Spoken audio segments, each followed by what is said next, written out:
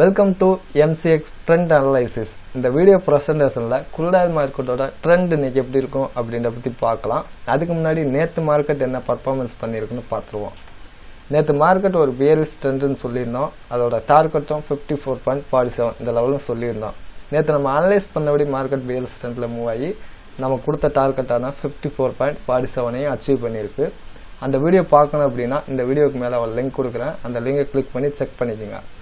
Okay, இன்னைக்கு market எப்படி இருக்கும் அப்படினா இதோட கண்டினியூட்டியான ஒரு bearish ட்ரெண்ட்ல தான் மார்க்கெட் இருக்கு. இதுக்கு ஒரு நெகட்டிவ் சப்போர்ட்டா மூவிங் ஆவரேஜ் இருக்கு. ஃபிபனாச்சியோட 50% வேல்யூவான 54.47 இந்த லெவல்ல மார்க்கெட் மறுபடியும் பிரேக் டவுன் பண்ணிட்டு நெக்ஸ்ட் 53.80 தொடர்ந்து 51.61 வர வாய்ப்பு இருக்கு.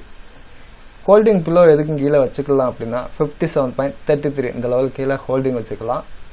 இன்னையோட எக்ஸ்பெக்டேஷன் ட்ரேடிங் ரேஞ்ச் எதுக்குள்ள இருக்கும்னா 53 இந்த லெவல்ல இருந்து 56.20 இந்த லெவலுக்குள்ள தான் இன்னையோட எக்ஸ்பெக்டேஷன் ட்ரேடிங் ரேஞ்ச் இருக்கும். ஓகே, இப்போ சொன்ன வேல்யூ எல்லாமே யூஎஸ் சார்ட் அனலைஸ் பண்ணி டாலர்ல சொல்லியிருக்கேன். இது இந்தியன் வேல்யூல எப்படி இருக்குன்னா கரண்ட் மார்க்கெட் ட்ரேடிங் லெவல் 3912 இந்த ரேஞ்சில் கரண்ட் மார்க்கெட் ட்ரேடிங் ஆயிட்டு இருக்கு.